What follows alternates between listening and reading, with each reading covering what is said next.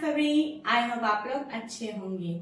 जैसा कि आप सभी को पता है कि शुचिता साइंस पॉइंट आप सभी के लिए क्लासेस 6, 7, 8, 9, 10 इन सभी की वीडियोस लेकर आता है, ठीक है। और मैं शुचिता मैम आप सभी के लिए बहुत इजीएस्ट वे में आपको साइंस के चैप्टर्स पढ़ाती हूँ। जैसा कि अगर आप नए हैं इस चैनल पे, पहली बार विजिट कर रहे हैं, तो प्लीज आप इस चैनल को जरूर से सब्सक्राइब करिए और बेल आइकन को प्रेस करिए। क्यों? क्योंकि तभी आने वाले नोटिफिकेशन आपको मिल पाएंगे, ओके। और जैसा कि आप प्लेलिस्ट में जाके देख सकते हैं कि हमने जो भी पहले प्रीवियस चैप्टर्स हम पढ़ चुके हैं, उन चैप्टर्स को आप प्लेलिस्ट में जाके देख सकते हैं। उनमें आपको पार्ट वाइज वीडियोस मिल जाएंगी, ठीक है। और आज हम इसी के साथ हमारा एक न्यू चैप्टर, जो कि हमारा चैप्टर नंबर 6 है, वो स्टार्ट करने जा रहे हैं, जिसका नाम है रेस्पिरेशन इन ऑर्गेनिजम्स, ओके। यानी ऑर्गेनिजम्स यानी जो हमारे लिविंग बीइंग्स होते हैं, उनके अंदर कैसे रेस्पिरेशन होता है, वो इस चैप्टर के अंदर हम पढ़ेंगे, ओके। रेस्पिरेशन को हिंदी में क्या बोलते हैं बच्चों? रेस्पिरेशन को हिंदी में बोलते हैं श्वसन। आप लिख सकते हैं, रेस्पिरेशन को हिंदी में बोलते हैं श्वसन, ओके, ठीक है। तो रेस्पिरेशन क्या होता है, क्यों जरूरी है रेस्पिरेशन, ऐसा क्या होता है, क्या इसके अंदर रिएक्शन होती है, क्या प्रोसेस होता है, वो हम इस चैप्टर में देखेंगे, ठीक है। तो आइए हम स्टार्ट करते हैं अपना आज का वीडियो। हमारा फर्स्ट टॉपिक है why do we respire. Why do we respire यानी रेस्पायर हम क्यों करते हैं, है ना। Every living organism need energy. हर एक लिविंग ऑर्गेनिज्म को किसकी जरूरत होती है? एनर्जी की जरूरत होती है। अभी जैसे मैं पढ़ा रही हूँ, ठीक है, मैं कुछ बोल रही हूँ, तो अगर मेरे अंदर एनर्जी नहीं होगी तो क्या मैं कर पाऊंगी? नहीं कर पाऊंगी। इस सब काम को करने के लिए भी क्या चाहिए? मुझे एनर्जी की जरूरत चाहिए, ठीक है। अगर जैसे मैंने इतना सारा लिखा है ना, रिटर्न वर्क किया है, तो उसको करने के लिए भी मुझे क्या चाहिए? एनर्जी चाहिए। जब आप देखते हैं हम 2-3 दिन, हम एक भी दिन फास्ट रख लेते हैं, तो हमें क्या आने लग जाती है? वीकनेस आने लग जाती है। हमारे एनर्जी का ग्राफ जो है थोड़ा सा लो हो जाता है। क्यों हो जाता है? इसलिए हो जाता है क्योंकि हम जो है फूड नहीं खा रहे होते हैं, ठीक है। फूड नहीं खा रहे होते हैं जिससे हमें एनर्जी नहीं मिलती है। आपको ध्यान हो तो 6th क्लास में भी हमने चैप्टर पढ़ा था फूड, है ना। हम क्वेश्चन का आंसर भी लिखते थे, है ना। हमें why do we need food, हमें फूड की आवश्यकता क्यों है?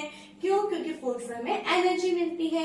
और एनर्जी जो है हमें और किन चीजों से मिलती है? अब हमने ये देखा था फूड से हमें एनर्जी मिलती है। तो फूड से हमें एनर्जी कैसे मिलती है, वो अब इस चैप्टर के अंदर हम डिटेल में पढ़ेंगे, ठीक है। देखिए, We need energy to walk, run, eat, study and even to sleep, है ना। हमें जो है चलने में, भागने में, खाने में, पढ़ाई करने में, इवन सोने के अंदर भी हमें एनर्जी की आवश्यकता होती है।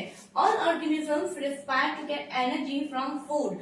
सभी ऑर्गेनिजम्स जो है उनको एनर्जी कहाँ से मिलती? फूड से मिलती है। We breathe in air containing oxygen which is transported to all parts of the body and to all cells। अब देखते हैं, आप देखिए कि जब हम ब्रीथिंग करते हैं, ब्रीथिंग यानी जो हम ऑक्सीजन अंदर लेते हैं और कार्बन डाइऑक्साइड बाहर रिमूव करते हैं, तो जब हम ऑक्सीजन अंदर लेते हैं तो वो हमारे पूरी बॉडी के हर एक पार्ट्स की सभी सेल्स तक ट्रांसपोर्ट की जाती है, ठीक है। अब यहाँ पे एक हमारा जो पूरा मेन जो हमारा टॉपिक है रेस्पिरेशन, उसके अपन डेफिनेशन देख लेते हैं। तो oxygen we breathe in helps in the breakdown of food and the release of energy in the living cell। It means वो प्रोसेस जिसके अंदर जो हमने ऑक्सीजन ब्रीथिंग के दौरान अंदर ली है, वो ऑक्सीजन क्या करती है? Help in the breakdown of food. जो हमने फूड खाया है और फूड को ब्रेकडाउन करने में ऑक्सीजन हेल्प करती है, और ब्रेकडाउन करने के दौरान जो है वहां से एक एनर्जी रिलीज होती है। उस एनर्जी को हम अपने कामों को करने में काम में लेते हैं। वापिस बताना चाहूंगी, क्या होता है कि जब हम ब्रीथिंग करते हैं, है ना, जब हम ब्रीथिंग करते हैं तो ब्रीथिंग के दौरान जो ऑक्सीजन हम अंदर लेते हैं और जो फूड हम खा रहे हैं, और वो ऑक्सीजन क्या करती है? वो फूड को ब्रेक डाउन करती है। तो ब्रेक डाउन करने के बाद में जो एनर्जी रिलीज होती है, उस एनर्जी को हम अपने एक्टिविटीज करने में, अपने दैनिक जीवन के कामों को करने में काम में लेते हैं। इसी पूरे प्रोसेस को अपन क्या बोलते हैं? रेस्पिरेशन। क्या बोलते हैं? रेस्पिरेशन, ठीक है बच्चों। अब यहाँ पे हमारा क्या आता है, जैसे कि अभी मैंने आपको बताया कि ऑक्सीजन जो है हमारी पूरी बॉडी के हर एक सेल तक ट्रांसपोर्ट होती है। इट मीन्स जो है हमारा जो फूड का ब्रेकडाउन है वो हमारे हर एक सेल में होगा, है ना। तो उसको अपन क्या बोलते हैं? Cellular respiration. ठीक है, देखते हैं क्या है। The process of breakdown of food in the cell, ठीक है, with the release of energy is called cellular respiration. ये जो रेस्पिरेशन का जो प्रोसेस है इसको अपन क्या बोलते हैं, सेलुलर रेस्पिरेशन। क्यों? क्योंकि टाइम हो रहा है, सेल में हो रहा है। ठीक है, अब ये जो रेस्पिरेशन है वो 2 टाइप्स के होते हैं। Type of respiration, how many type of respiration? 2 types. ठीक है, first is aerobic respiration. Aerobic respiration क्या होता है?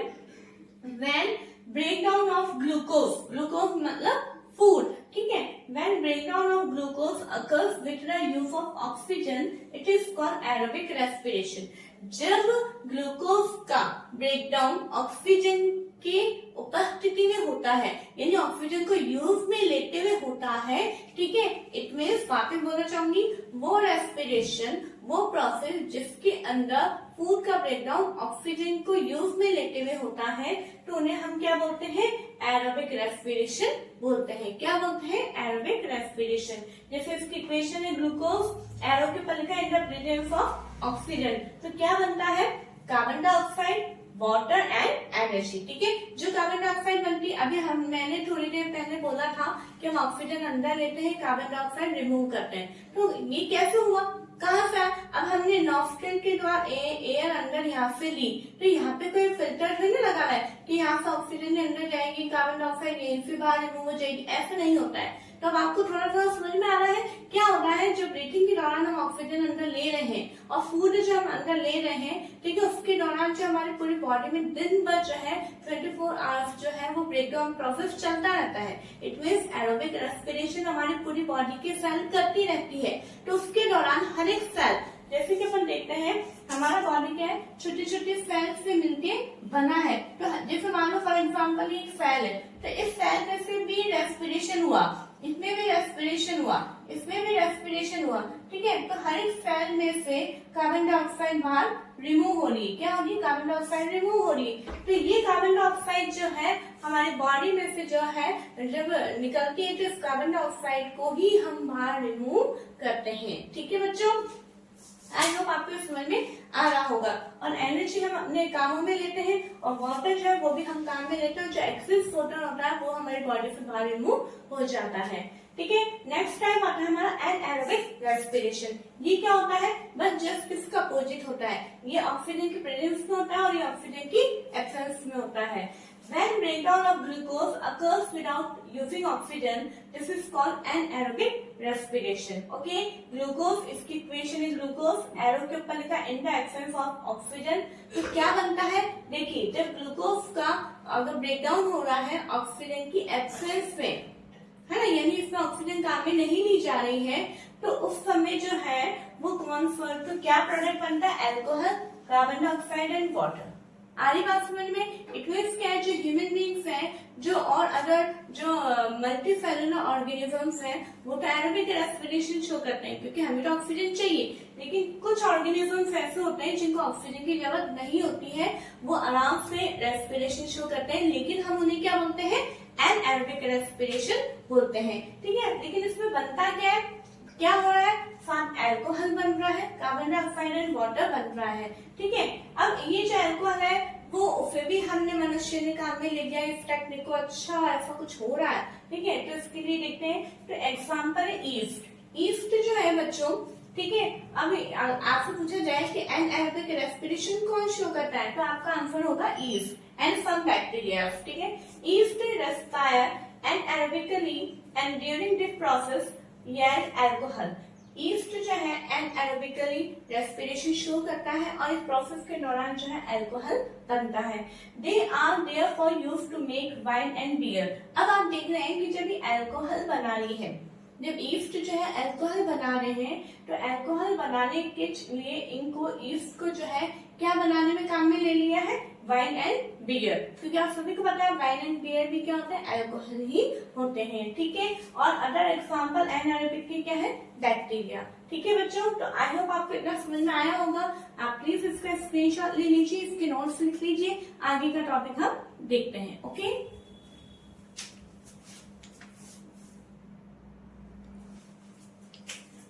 ओके बच्चों, अब हम हमारा नेक्स्ट टॉपिक देखते हैं। In human beings, anaerobic respiration take place for a very short time. क्या होता है, अभी हमने देखा था कि एनाएरोबिक रेस्पिरेशन जो है वो मोस्टली ईस्ट और सम बैक्टीरियाज में होता है, लेकिन हम यहाँ पे देखते हैं कि ह्यूमन बीइंग्स में भी कई बार बहुत ही कम टाइम के लिए एनाएरोबिक रेस्पिरेशन हो जाता है। क्यों हो जाता है? During heavy exercise the demand for energy is high. जब हम बहुत ज्यादा हैवी वर्क कर लेते हैं तो एनर्जी की डिमांड बहुत ज्यादा हो जाती है, ठीक है। But the supply of oxygen to produce the energy is limited. परंतु क्या होता है कि जो ऑक्सीजन जो होता है उसकी सप्लाई जो होती है उसकी कम होने के कारण एनर्जी भी कम पहुंच पाती है ना। Then anaerobic respiration take places. अब ऐसी कंडीशन में जब तक ऑक्सीजन पूरी नहीं पहुंच पा रही है तो वहां पे रेस्पिरेशन तो होना है, तो कौन सा होगा? एनाएरोबिक होगा, ऑक्सीजन की एब्सेंस वाला रेस्पिरेशन होगा, ठीक है। In the muscle cell to fulfil the demand of energy. आगे बात समझ में, क्योंकि वहां पे ऑक्सीजन पूरी नहीं पहुंच पा रही थी तो जिसके कारण एनर्जी नहीं मिल पा रही थी, तो वहां पे एनर्जी को लेने के लिए एनाएरोबिक रेस्पिरेशन हो रहा था, जिसके कारण वहां पे एनर्जी को हम फुलफिल कर रहे थे, ठीक है। तो अब देखिए, अब इसमें क्या होता है, जब मसल्स के अंदर ग्लूकोज का ब्रेकडाउन होता है in the absence of oxygen, तो क्या बनता है? लैक्टिक एसिड बनता है। क्या बनता है? लैक्टिक एसिड बनता है और एनर्जी बनती है। अब the accumulation of lactic acid causes muscle cramp. ये बहुत इंपॉर्टेंट है क्योंकि कई बार हमारे जो होते हैं मसल क्रैम्प या काफ मसल्स में मोस्टली ज्यादा होते हैं, हमारे दिमाग में क्वेश्चन आते हैं कि ऐसा क्यों हो गया है मसल क्रैम्प यानी बाइंडे आना। ओके, तो ये मसल क्रैम्प जो है लैक्टिक एसिड के बनने के कारण होता है, ठीक है। We get relief from cramps after hot water bath और मसाज। और ये जो क्रैम्प आते हैं हमारे, उससे हमें कैसे रिलीफ मिल सकता है? या तो हम गर्म पानी से हमें बाथ लेना होता है या फिर हमें मसाज करनी होती है उस बॉडी पार्ट की जहाँ पे क्रैम्प आया है, तो उससे हमें रिलीफ मिलता है। तो क्यों मिलता है ऐसा? It improve circulation of blood. ये जो हम मसाज करते हैं, जो हॉट वाटर बाथ लेते हैं, वो हमारे ब्लड के सर्कुलेशन को इम्प्रूव करता है। As a result the supply of oxygen to the muscle cell increase. और जिसके कारण क्या होता है, जो मसल की सेल्स होती है उसमें ऑक्सीजन की सप्लाई इंक्रीज हो जाती है।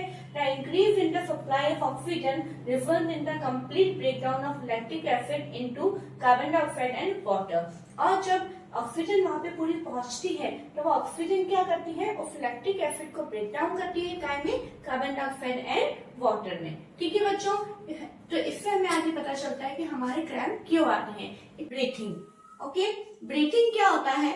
ब्रीथिंग अपन देखते हैं जो हम सांस लेते हैं, है ना। जैसे कि हम जो ऑक्सीजन अंदर लेते हैं और कार्बन डाइऑक्साइड बाहर रिमूव करते हैं, उसी प्रोसेस को अपन क्या बोलते हैं? ब्रीथिंग, ठीक है। देख लेते हैं। It is a part of the process of respiration.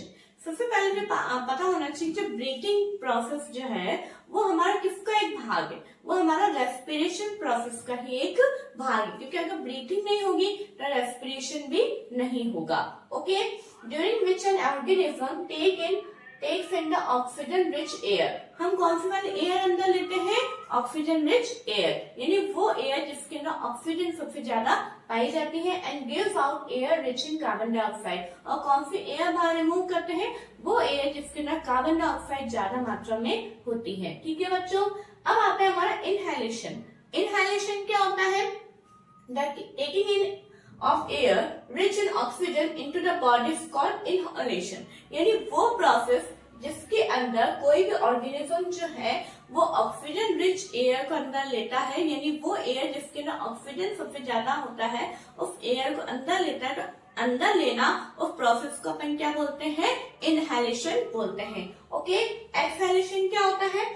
The giving out of air rich in carbon dioxide is known as exhalation। It means वो प्रोसेस जिसके अंदर जो एयर हम बाहर रिमूव करते हैं उस एयर में कौन सी गैस होती है? कार्बन डाइऑक्साइड गैस होती है। तो बाहर रिमूव करने का जो प्रोसेस होता है उसको अपन बोलते हैं एक्सहेलेशन, और एयर को अंदर लेने का जो प्रोसेस होता है उसको हम बोलते हैं इनहेलेशन। ओके, नेक्स्ट टॉपिक आता है हमारा ब्रीथिंग रेट। आपको समझ में आया होगा कि ब्रीथिंग क्या होता है और ब्रीथिंग क्या होता है? इनहेलेशन और एक्सहेलेशन को ही हम ब्रीथिंग बोलते हैं।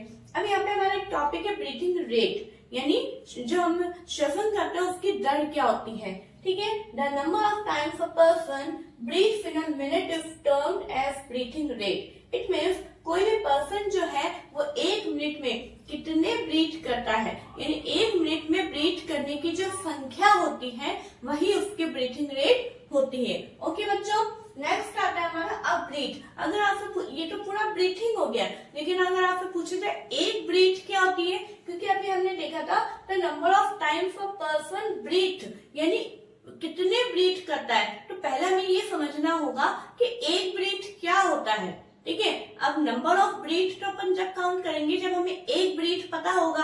ठीक है, तो 1 ब्रीथ क्या होता है, इट मीन्स 1 इनहेलेशन। मैंने अभी आपको क्या बताया ना, ब्रीथिंग क्या होता है, इनहेलेशन और एक्सहेलेशन, यानी एक बार इनहेलेशन और एक बार एक्सहेलेशन, उसको ये जो पूरा कंप्लीट साइकिल होता है उसको अपन बोलते हैं 1 ब्रीथ। ये नहीं कि हमने इनहेलेशन कर लिया ये 1 ब्रीथ हो गई, नो, इनहेलेशन एंड एक्सहेलेशन ये कंप्लीट एक ब्रीथ मानी जाएगी। तो 1 मिनट में कितनी हम इनहेलेशन करेंगे, कितना एक्सहेलेशन करेंगे, वो हमारा ब्रीथिंग रेट होगा। ओके बच्चों, तो यहाँ पे मैंने ब्रीथिंग रेट का अलग से फॉर्मूला भी लिखा है, क्योंकि वैसे तो मोस्टली नहीं आते, लेकिन मान लो फॉर एग्जाम्पल जो है कई बार कुछ इसमें न्यूमेरिकल बन के आ जाए। ठीक है, आपको मिनट दे दिया जाए और आपसे पूछा जाए इसमें कितने नंबर ऑफ ब्रीथ्स भी दे दिए जाए, आपसे ब्रीथिंग रेट पूछे तो आप निकाल सकते हैं। ठीक है, तो फॉर्मूला ऑफ ब्रीथिंग रेट क्या होता है, number of breaths upon minute, यानी 1 मिनट में या जितने मिनट है उसमें नंबर ऑफ ब्रीथ जितना किया गया है वही उसका ब्रीथिंग रेट कहलाता है। ओके बच्चों, अब देखिए, whenever person needs extra energy, he she breathe faster। अब जब किसी व्यक्ति को एक्स्ट्रा एनर्जी की जरूरत पड़ती है तो वो ब्रीथ जो है फास्ट करने लग जाता है। अब एक्स्ट्रा एनर्जी की जरूरत कब पड़ती है, आप थोड़ा सा ध्यान दीजिए कि हमारी जो ब्रीथिंग होती है वो फास्ट कब होती है, थोड़ा सा ध्यान कीजिए। अभी मैं जैसे पढ़ा रही हूँ, ठीक है, मैं भी कुछ काम कर रही हूँ, मैं एक नॉर्मल काम कर रही हूँ, तो मेरा ब्रीथिंग फास्ट नहीं है, मेरा ब्रीथिंग नॉर्मल है। लेकिन वहीं पे अगर मैं बहुत तेज रनिंग कर रही हूँ या बहुत ही हैवी फिजिकल वर्क कर रही हूँ या एक्सरसाइज कर रही हूँ, ठीक है, तो क्या होता है कि तो हमारी उस समय जो ब्रीथिंग होती है बहुत ही फास्ट हो जाती है। हम जानबूझ के नहीं करते, वो अपने आप से हो जाती है। कई बार हम देखते हैं बहुत तेज भाग के आते हैं और हम ऐसे हाफने लग जाते हैं। ठीक है, अगर हम हमारे यहाँ पे हम हाथ लगा के देखेंगे तो क्या होगा, बहुत तेज हमें जो है हमारी ब्रीथिंग नजर आएगी, बहुत तेज ब्रीथिंग हम फील करेंगे। तो ऐसा क्यों होता है, क्यों होता है, उसका रीजन ये है। ठीक है, क्यों होता है, क्योंकि उसको उस समय क्या चाहिए, एक्स्ट्रा एनर्जी चाहिए, क्योंकि हम बहुत ज्यादा हैवी वर्क कर रहे हैं, बहुत ज्यादा मेहनत का काम कर रहे हैं, बहुत तेज दौड़ रहे हैं, तो बहुत तेज दौड़ने के लिए क्या चाहिए, एनर्जी चाहिए। ठीक है, आप देखते हैं हम शुरू से सीखते आए हैं कि कुछ भी काम करने के लिए हमें क्या चाहिए होती है, एनर्जी चाहिए होती है। और एनर्जी हमें किससे मिलती है, फूड से मिलती है। अभी तक हमने इतना पढ़ा था, लेकिन आज बच्चों आपको एक और कॉन्सेप्ट क्लियर होगा कि फूड से एनर्जी कैसे मिलती है। ठीक है, तो उसी के बारे में यहाँ पे है। और फूड से एनर्जी जो पूरा मिलता है उसके अंदर और चीजें क्या इंक्लूड होती है, उसी पूरे प्रोसेस को अपन रेस्पिरेशन बोलते हैं। ठीक है, देखिए, as a result more oxygen is supplied to our cell. तो जब उसको ज्यादा एनर्जी चाहिए, ठीक है, तो क्या होगा, तो हमारी जो बॉडी की जो सेल्स है उसको ज्यादा ऑक्सीजन सप्लाई करनी पड़ेगी। ठीक है, it speeds up the breakdown. और ऑक्सीजन हमें कहाँ से मिल रही है, ठीक है, ऑक्सीजन हमें कहाँ से मिल रही है, जो हम एयर के द्वारा ले रहे हैं। ठीक है, it speeds up the breakdown of food. तो जैसे ही हम ज्यादा ऑक्सीजन हमारे सेल्स को प्रोवाइड कर रहे हैं तो वो क्या कर रहा है कि वो ऑक्सीजन जो है हमारे जो बॉडी में जो फूड है उसको क्या कर रहा है, ब्रेकडाउन कर रहा है ना, ब्रेकडाउन कर रहा है। ब्रेकडाउन करने के बाद में एंड मोर एनर्जी रिलीव्ड, क्योंकि हमें पता है कि एनर्जी हमारी बॉडी में कहाँ से मिलती है, फूड के ब्रेकडाउन होने पे ही एनर्जी रिलीज होती है। तो फूड को ब्रेकडाउन करने में कौन हेल्प करता है, ऑक्सीजन। मतलब फूड प्लस ऑक्सीजन जो है उसमें वहां पे जो एक केमिकल रिएक्शन होती है जिसके कारण जो है वहां पे एक एनर्जी रिलीज होती है और उस एनर्जी को ही हम अपने काम करने में, अपने एक्टिविटीज को परफॉर्म करने में काम में लेते हैं। ठीक है, अगर आपके अंदर एनर्जी नहीं होगी तो आप क्या भाग पाएंगे, अगर आपके अंदर एनर्जी नहीं होगी तो आप क्या एक्सरसाइज कर पाएंगे। तो हमें क्या चाहिए, एनर्जी। एनर्जी लेने के लिए हमें क्या करना है, हमारी जो बॉडी की सेल्स है उसको ऑक्सीजन की सप्लाई देनी पड़ेगी, है ना। ऑक्सीजन की सप्लाई देने के लिए हमारी ब्रीथिंग फास्ट हो जाती है, ठीक है। और फिर उसके साथ में जो हमारी बॉडी का जो फूड होता है वो ब्रेक डाउन होता है ऑक्सीजन की मदद से, और वहां पे एनर्जी रिलीज होती है, ठीक है बच्चों। तो यहाँ पे अगर जैसे क्वेश्चन आ जाए कि जब आप हैवी एक्सरसाइज करते हैं या रनिंग करते हैं तो आपकी ब्रीथिंग फास्ट क्यों हो जाती है, तो आपका यही आंसर होगा, ठीक है बच्चों। आई होप आपको ये कॉन्सेप्ट क्लियर हो गया होगा।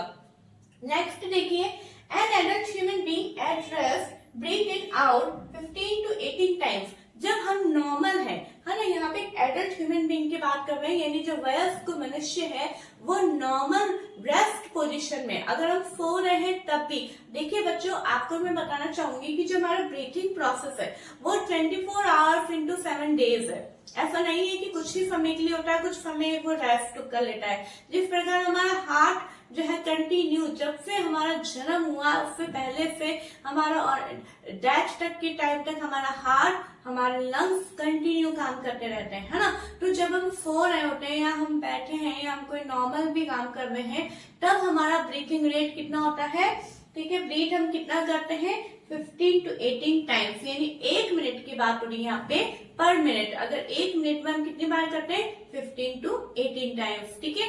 बट ड्यूरिंग हैवी एक्सरसाइज, परंतु जब हम बहुत ज्यादा फिजिकल वर्क करते हैं, हैवी वर्क करते हैं, हैवी एक्सरसाइज करते हैं, तभी कितनी हो जाती है ब्रीथ 25 पर मिनट। ओके बच्चों, तो आई होप आपको ये टॉपिक समझ में आया होगा कि ब्रीथिंग क्या होता है, इनहेलेशन क्या होता है, एक्सहेलेशन क्या होता है, ब्रीथिंग रेट क्या होता है, ये सारी चीजें, ठीक है बच्चों।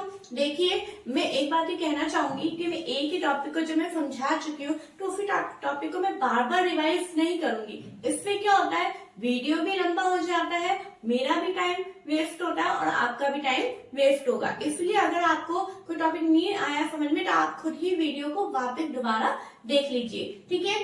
अब मैं चाहूंगी कि आप इसका स्क्रीनशॉट ले लीजिए ताकि आप इसके नोट्स अपनी कॉपी में लिख लें। फिर आगे हम देखते हैं कि ब्रीथिंग प्रोसेस होता कैसे। ओके, नोट डाउन करिए।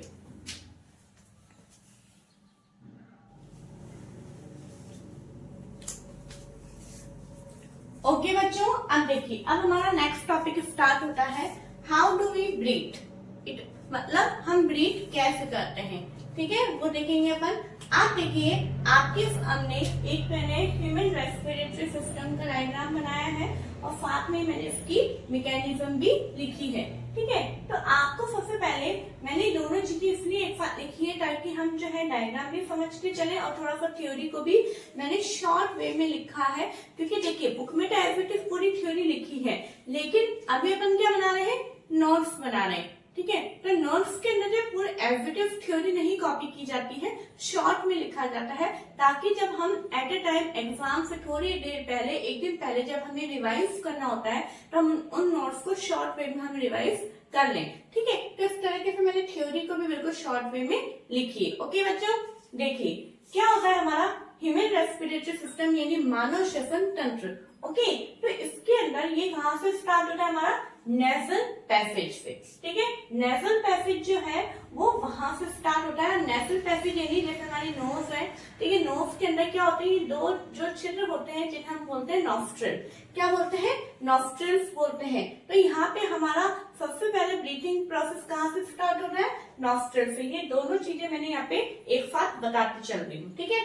नॉस्ट्रिल जो कि काय के अंदर होते हैं, नेजल पैसेज कैविटी के अंदर प्रेजेंट होते हैं। चाहे पैसेज बोलो चाहे कैविटी बोलो, बात एक ही है ना। अब आप यहाँ पे देखते हैं कि हमारे यहाँ पे नाक के द्वारा, है ना, इन नॉस्ट्रिल जो ये दो छिद्र हैं हमारे, इनके द्वारा हम एयर को अंदर लेते हैं। क्लियर, इतनी बात आपको पता है। अब आप यहाँ पे एक चीज देखिए कि हमारे यहाँ पे एयर के अंदर क्या होते हैं, बहुत सारे डस्ट पार्टिकल्स होते हैं, है ना, वाटर वेपर्स होती हैं, बहुत सारे पॉलेंस प्रेजेंट होते हैं, ठीक है। तो ये जो डस्ट पार्टिकल वाली एयर यानी जो अशुद्ध वायु जो है हमारे अंदर, वो हमारे अंदर हम इनहेल कर रहे हैं, तो वो अगर हम डस्ट वाली एयर को हम अंदर इनहेल करेंगे तो हमारे लिए बहुत ज्यादा नुकसान होगा।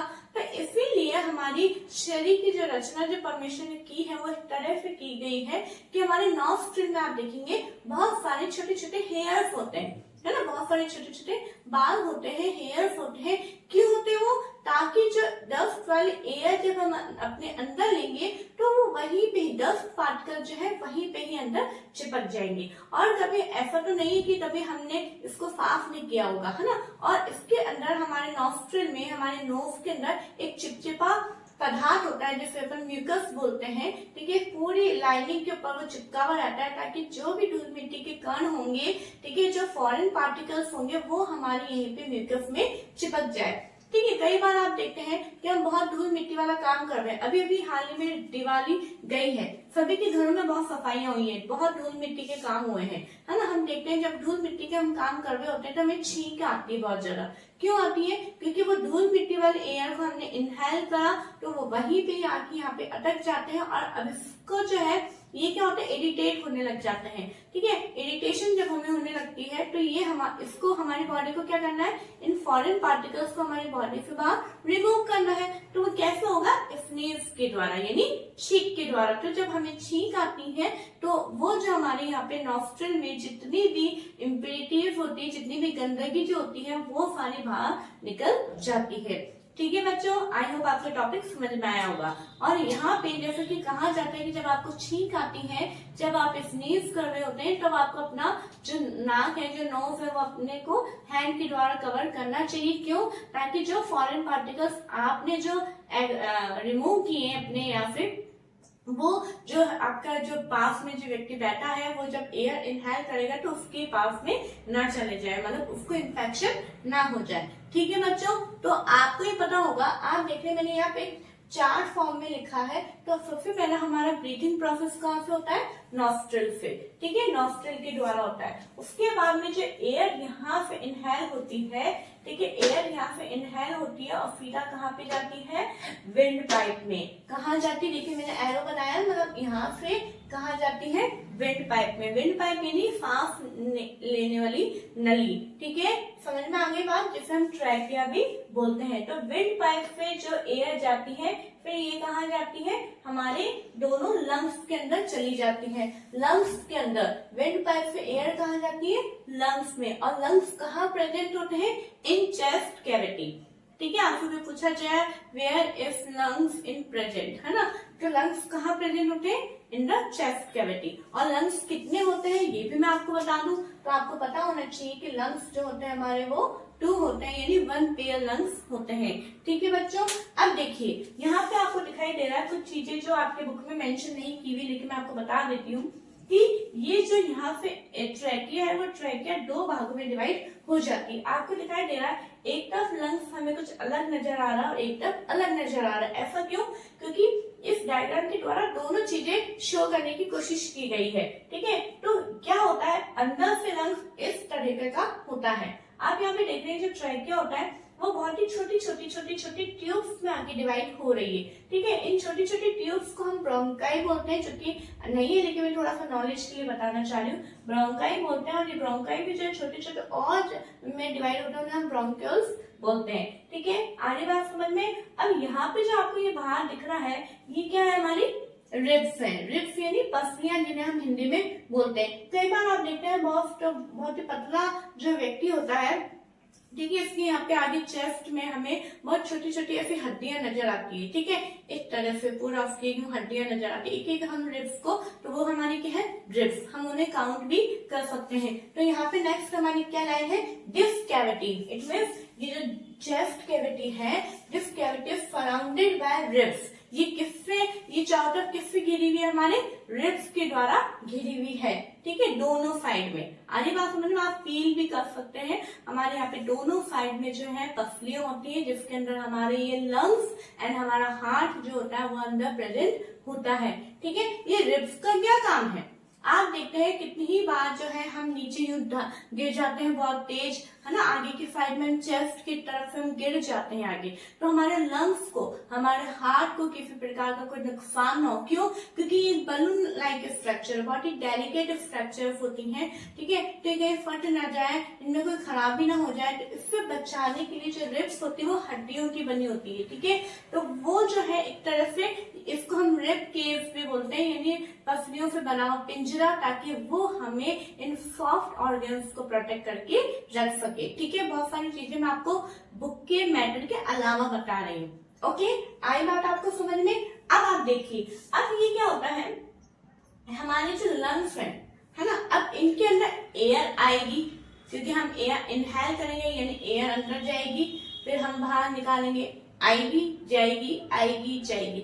इस तरीके से जैसे एक बलून के अंदर एयर आप अंदर एंटर करते हो तो फूल जाता है, फूलने पे उसका उसमें थोड़ा सा वेट हो जाता है। एक खाली बलून में कोई वेट नहीं होगा, लेकिन जैसे उसके अंदर आप एयर डालोगे उसका कुछ ना कुछ तो वेट होगा, ठीक है। तो यहाँ पे क्या हो रहा है, दो लंग्स, और मैंने आपको बोला कि ये हमारे पूरे लाइफ टाइम चलने वाला प्रोसेस है, ठीक है। तो जब जो बलून्स है, जो हमारे लंग्स है, वो एयर अंदर आएंगे और फिर बाहर एयर रिमूव होगी, तो ये एक्सपेल भी होंगे और मतलब फूलेंगे भी और संकुचित भी होंगे, कॉन्ट्रैक्ट भी होंगे और एक्सपेल भी होंगे। तो इनको क्या होगा, नीचे एक सपोर्ट की जरूरत है। क्या जरूरत है, एक सपोर्ट की जरूरत है। वो सपोर्ट इसे कौन दे रहा है, डायफ्राम दे रहा है। कौन दे रहा है, डायफ्राम दे रहा है। देखिए, diaphragm forms the floor of the chest cavity. Chest cavity के एक तरफ फ्लोर है ना, मतलब डायफ्राम के ऊपर ही चेस्ट कैविटी है, और इन लंग्स को एक तरफ कौन सपोर्ट दे रहा है, ये डायफ्राम दे रहा है। और ये डायफ्राम क्या है, एक मस्कुलर शीट है, यानी इसमें ये कोई बोन की बनी हुई नहीं है, मांस की, मसल्स की बनी हुई है, ठीक है। डायफ्राम की एक मस्कुलर शीट है जो कि चेस्ट कैविटी की एक बेस बनाता है, ठीक है। आगे बात समझ में। तो अब यहाँ पे आप देखिए कि मेन हमारे यहाँ पे क्या बात है, ये तो हमारी हो गई स्ट्रक्चर, है ना, ये हमारे रेस्पिरेटरी सिस्टम की स्ट्रक्चर हो गई। अब करना क्या है, अब देखिए, अब जो अपना जो थ्योरी है, जो इसका मैकेनिज्म है, मैंने इसको इस तरह से शॉर्ट फॉर्म में लिखा है, वो मैं आपको समझाती हूँ। ड्यूरिंग इनहेलेशन, ब्रीथिंग में क्या होगा, इनहेलेशन एक्सहेलेशन, दो ही प्रोसेस है, ठीक है। तो इनहेलेशन होगा, थोड़ा सा माइंड यूज में करिए, है ना, रटना कुछ भी नहीं। जब इनहेल होगा, एयर अंदर आएगी, तो एयर अंदर आएगी तो क्या होगा, जो रिब्स है वो मूव अप होएगी, यानी बाहर की तरफ मूव होएगी। क्यों रिब्स बाहर मूव क्यों होंगी, क्योंकि एयर अंदर आई तो बलून के अंदर एयर जैसे फिल होती है तो बलून का साइज बढ़ेगा, तो बलून का साइज बढ़ेगा तो जो जैसे फॉर एग्जाम्पल ये हमारा ये बलून है और ये रिब्स है, तो जैसे बलून का साइज बढ़ता जाएगा तो क्या होगा, रिब्स भी बाहर की तरफ मूव करेगी। फिर क्या लिखा, and outward, up and outward, यानी रिब्स ऊपर की तरफ और बाहर की तरफ मूव करेगी। और डायफ्राम मूव डाउन, और डायफ्राम का क्या होगा, जैसे ही लंग्स के अंदर एयर जाएगी तो लंग्स में वेट आएगा, तो लंग्स के अंदर वेट आएगा तो जो शीट है वो क्या होगी, जैसे मैं किसी चीज में दबाऊंगी तो क्या होगा, नीचे की तरफ जाएगी। तो ऐसे जो डायफ्राम है वो नीचे की तरफ मूव होना चालू करेगा, ठीक है, ये इनहेलेशन प्रोसेस के समय। और जब ये चीज होगी तो चेस्ट कैविटी के अंदर जो स्पेस होगा वो क्या होगा, वो हमारा बहुत ही ज्यादा होने लग जाएगा, ठीक है। ऐसे हमारा एक्सहेलेशन के अंदर क्या होगा, जब एक्सहेलेशन यानी जब एयर बाहर निकलेगी, तो एयर बाहर निकलेगी तो यानी लंग्स का साइज कम होगा, साइज कम हो जाएगा, जैसे बलून में से एयर निकलती है तो इस तरह से हो जाएगा, तो पास में जो रिब्स जो बाहर थी वो क्या हो जाएगी, अंदर हो जाएगी, तो रिब्स मूव डाउन, जो ऊपर गई थी वो नीचे भी हो जाएगी और इनवर्ट्स भी हो जाएगी। डायफ्राम मूव्स अप, और डायफ्राम वापस अपनी पहले वाली पोजीशन में आ जाएगा। इट मीन डायफ्राम नीचे ऊपर इस तरह से चलता है। रिब्स जो है अंदर बाहर इस तरह से होती है, ऊपर नीचे अप डाउन इस तरह से मूवमेंट चलता रहता है। अब आपको ये चीज पता करनी है, बहुत ही इजीली आप पता कर सकते हैं। आप देखिए, जैसे आप अपने लोअर एब्डोमेन पे अपनी हथेली को रखिए 1 मिनट के लिए,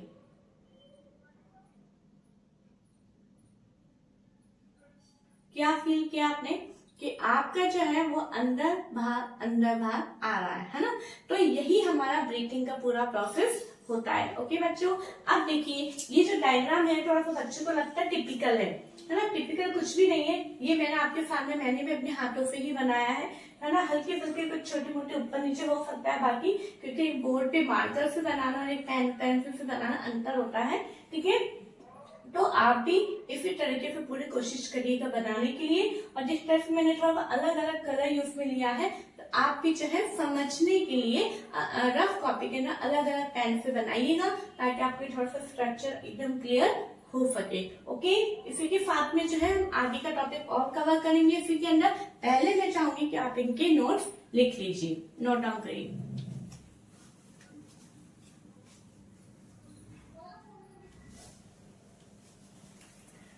ओके बच्चों, अब देखिए, अब हमारा नेक्स्ट टॉपिक है हमारा ब्रीथिंग के अंदर why do we breathe out, what do we breathe out. हम जो है ब्रीथ कौन सी बाहर एक्सहेल करते हैं, ठीक है। तो we exhale mixture of gases and some moisture. जो हम एक्सहेलेशन करते हैं उसके अंदर जो एयर बाहर निकलती है वो कौन सी एयर होती है, केवल उसके अंदर कार्बन डाइऑक्साइड नहीं होती है बल्कि वो बहुत सारी गैसेस का मिक्सचर होता है और उसके अंदर कुछ मॉइस्चर भी प्रेजेंट होता है। अब मॉइस्चर को आप कैसे पता करोगे, आप देखते हैं कई बार हम किसी कांच के ऊपर इस तरह से यू करते हैं तो उसके ऊपर हमें क्या नजर आता है, कुछ मॉइस्चर सा नजर आता है, ठीक है। तो ये प्रूव करता है कि हमारे एयर के अंदर मॉइस्चर भी प्रेजेंट होता है, ठीक है। अब यहाँ पे देखिए कि inhaled air and exhaled air. Okay, तो हम जो एयर इनहेल करते हैं उनके अंदर 21% ऑक्सीजन होता है और 0.04% कार्बन डाइऑक्साइड होता है। लेकिन जब हम एयर एक्सहेल करते हैं तो उसके अंदर ऑक्सीजन भी प्रेजेंट तो होती है लेकिन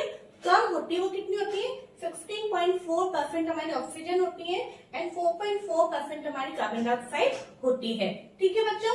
अब यहाँ पे हम ये देख रहे हैं कि कार्बन डाइऑक्साइड भी इसके अंदर एक्सहेल होती है। तो इस चीज को प्रूव करने के लिए हम एक एक्टिविटी करते हैं कि यहाँ पे हमने एक टेस्ट ट्यूब लिया है।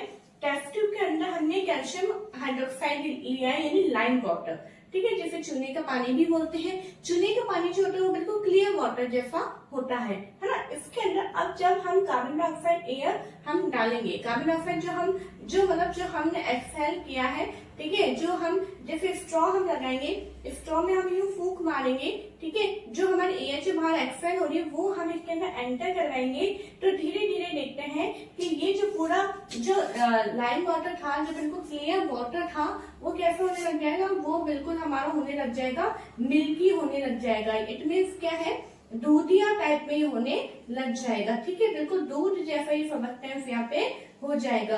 तो ये दूध जैसा सबस्टेंस क्यों बना, क्योंकि हम ये जानते हैं कि जब कैल्शियम हाइड्रोक्साइड के अंदर जब कार्बन डाइऑक्साइड एंटर होती है तो क्या बनाती है, कैल्शियम कार्बोनेट, ठीक है। और कैल्शियम कार्बोनेट जो होता है वो मिल्की सबस्टेंस होता है, ठीक है। इसलिए यहाँ पे जो है ये कैल्शियम हाइड्रोक्साइड जो है कैल्शियम कार्बोनेट में बदल जाता है। तो यहाँ पे प्रूफ होता है कि ये जो हमने एयर एक्सहेल करी उसके अंदर सबसे ज्यादा मात्रा में क्या है, कार्बन डाइऑक्साइड प्रेजेंट होती है, ठीक है बच्चों। Animals such as elephants, lions, cows, goats, frogs, lizards, snakes, birds have lungs in their chest cavity।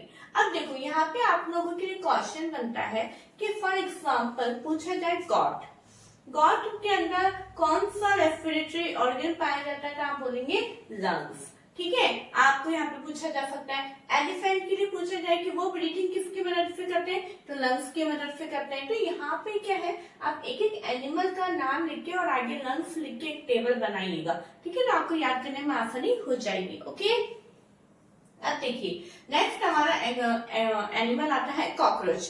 Cockroach में कुछ चीजें होती हैं, पहले हम उसकी डेफिनेशन देखेंगे, उसके बाद में हम उसका प्रोसेस देखेंगे। फर्स्ट आता है हमारा स्पाइकल्स। क्या होता है ये, insects have small openings on the sides of its body, यानी उसकी जो बॉडी है, यानी उसका जो शरीर है, उसके शरीर के साइड्स में, बीच में नहीं, आगे नहीं, पीछे नहीं, केवल साइड्स में कुछ स्मॉल ओपनिंग्स होती है, यानी छोटे छोटे छिद्र होते हैं जिन्हें हम बोलते हैं स्पाइकल्स, ठीक है। दीस ओपनिंग्स आर कॉल्ड स्पाइकल। और ये फिर केवल जो है इंसेक्ट में ही पाई जाती है, ये ह्यूमन बीइंग में या फिर कोई अदर एनिमल में नहीं होती, केवल कीड़े मकोड़ों में ही पाई जाती है, ठीक है बच्चों। अब देखिए नेक्स्ट इसका ऑर्गन आता है ट्रैकी। ट्रैकिया क्या होता है, insects have a network of air tubes for gas exchange is called trachea।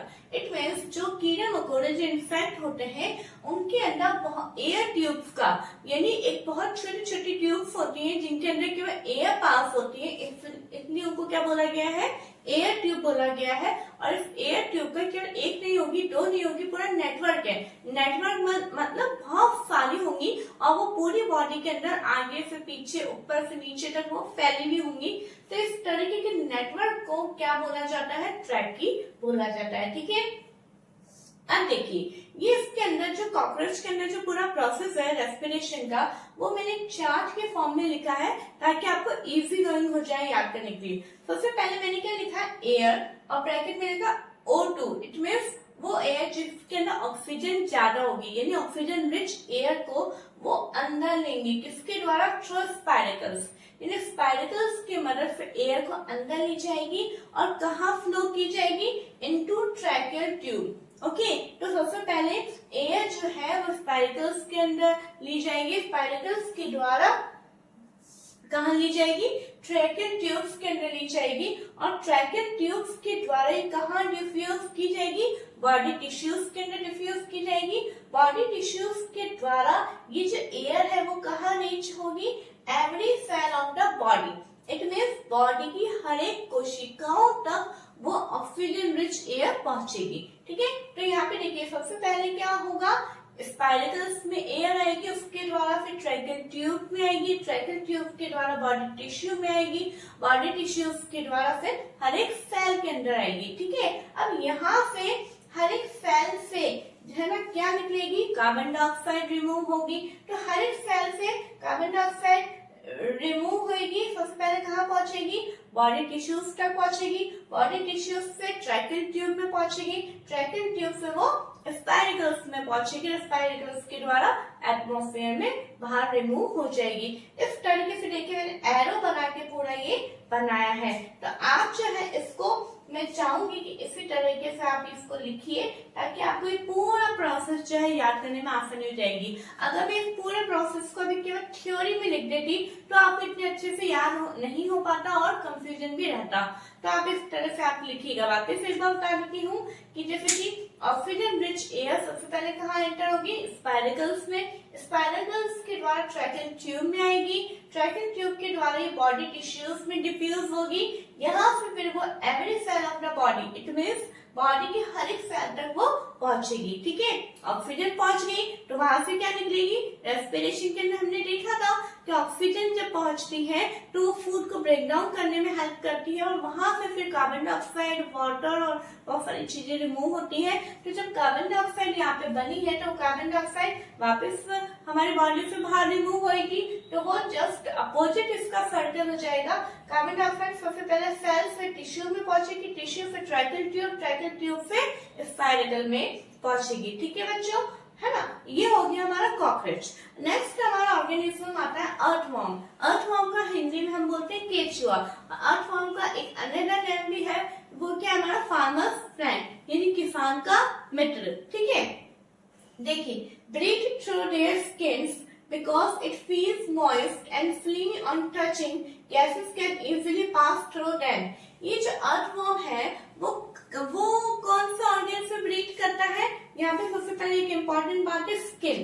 ठीक है, उसके स्किन के द्वारा वो ब्रीथ करता है। अब मैंने यहाँ पे इस तरीके से पैराग्राफ लिखा है, मान लो आपके सामने क्वेश्चन आ जाए कि why earthworm breathe through skin, कि अर्थवर्म स्किन के द्वारा ब्रीथिंग क्यों करते हैं, बिकॉज क्योंकि it feels moist and slimy on touching, gases can easily pass through them, क्योंकि ये जो मॉइस्ट होती है, फ्लीमी होती है और ये गैसेस को बहुत आसानी से जो है एक्सचेंज करने में हेल्प करती है। ठीक है, इस कारण से स्किन के द्वारा अर्थवर्म ब्रीथिंग करता है। क्लियर। अब आता है हमारा नेक्स्ट ऑर्गेनिज्म फ्रॉग। फ्रॉग का क्या है, frogs have a pair of lungs. Frog के अंदर भी लंग्स प्रेजेंट होते हैं। They can also breathe through their skin, और वो स्किन के द्वारा भी है ना ब्रीथ कर पाते हैं। क्यों कर पाते हैं, आपको ध्यान होगा कि जो फ्रॉग है वो लैंड के ऊपर भी रहता है और पानी के अंदर भी रहता है। ठीक है, तो जब लैंड के ऊपर, जमीन के ऊपर जब वो रहता है तो वो लंग्स के द्वारा ब्रीथिंग करता है।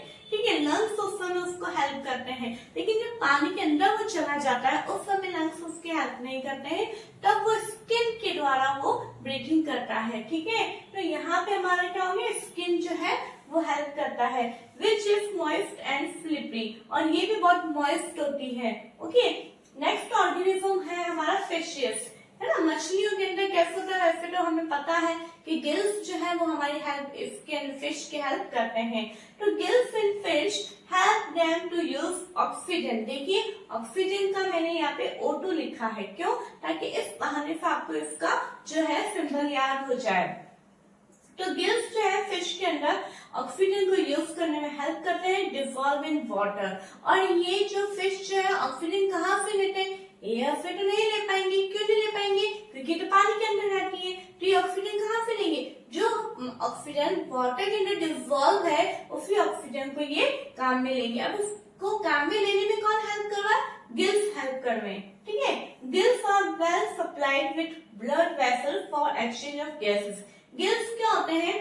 वो जो है ब्लड वेसल्स तक ऑक्सीजन को सप्लाई करने में बहुत ही मदद करते हैं, वहां से कार्बन डाइऑक्साइड को वापस लेने में भी हेल्प करते हैं। ठीक है, इट मींस गैसेस के एक्सचेंज का जो प्रोसेस होता है उसके अंदर गिल्स फिश की बहुत मदद करते हैं। ठीक है, अब आता है हमारा next topic, respiration in plants. अब देखिए हमारा यहाँ पे टॉपिक क्या है, हमारे चैप्टर की हेडिंग क्या है? Respiration in organisms. अब ऑर्गेनिजम्स में क्या ऐसा नहीं ह्यूमन बीइंग ही आएगा।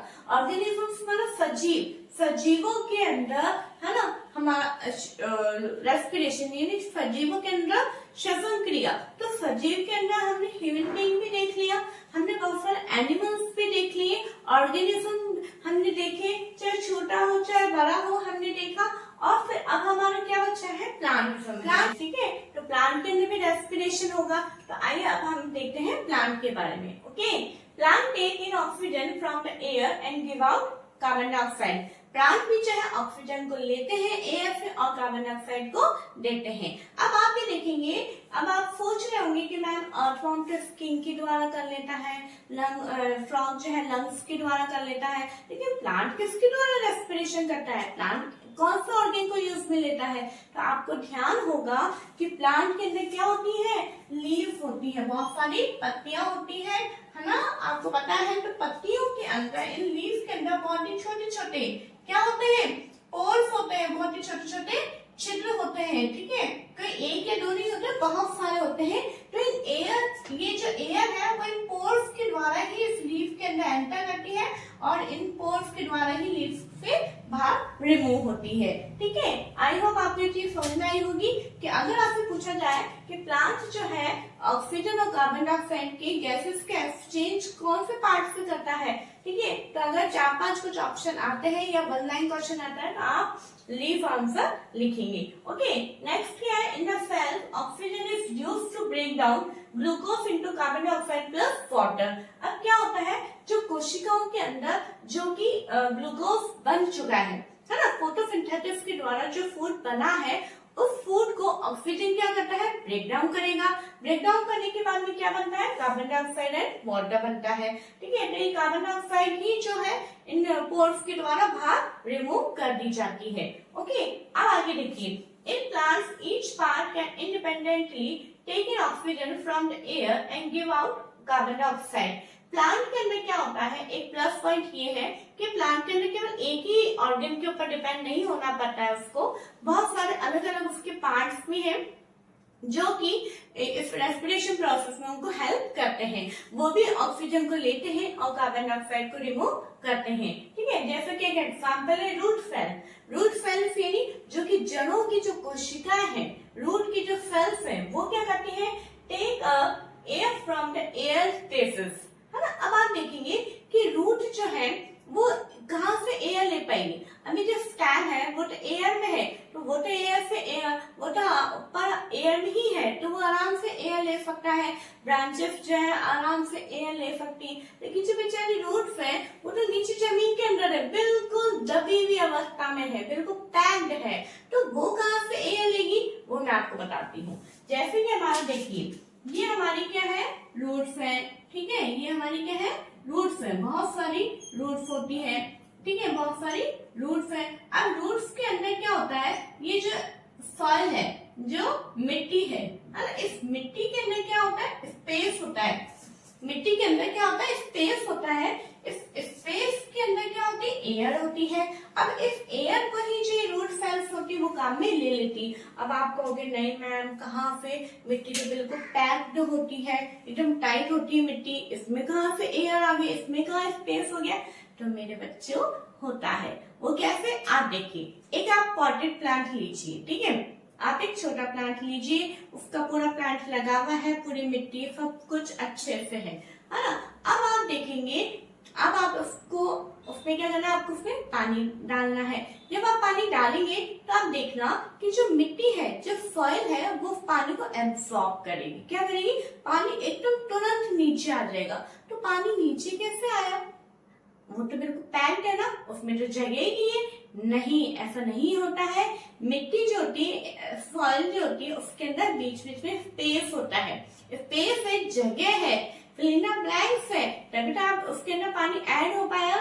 ठीक है, तो उसके अंदर जो स्पेस होता है, उसके अंदर अब जब वहां पे जगह आ गई, अब जो हमारी एयर है ना, वो बहुत शातिर है। एयर कहते हैं मैं कोई भी खाली जगह नहीं रहने दूंगी, है ना। रूट में, सॉइल में भी अगर स्पेस पड़ा है तो मैं वहां भी पहुंच जाऊंगी। ओके, इसलिए एयर वहां भी पहुंचती है, लेकिन रूट्स उसको, एयर को बहुत अच्छे से वेलकम करती है कि हाँ नहीं, मुझे तो तुम चाहिए हो। ठीक है, तो इस तरीके से रूट्स उस एयर को ले लेती है। और वो एयर क्यों चाहिए? क्योंकि उसको ऑक्सीजन चाहिए होता है। ऑक्सीजन क्यों चाहिए? अपनी एनर्जी के लिए चाहिए, ग्रोथ करने के लिए चाहिए।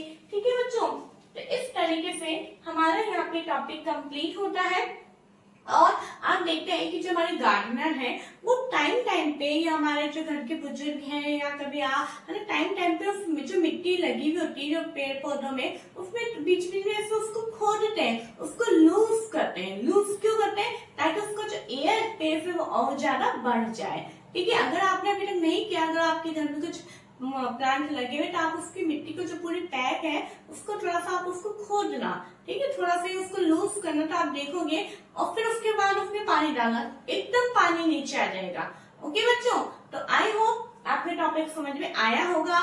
हमने जो रेस्पिरेशन का तो पूरा topic, human being, buffer organisms और प्लांट, इनके अंदर हमने पढ़ लिया है। ठीक है बच्चों, और अगर आपने इनके नोट्स नहीं बनाए हैं तो प्लीज आप नोट्स बनाइए।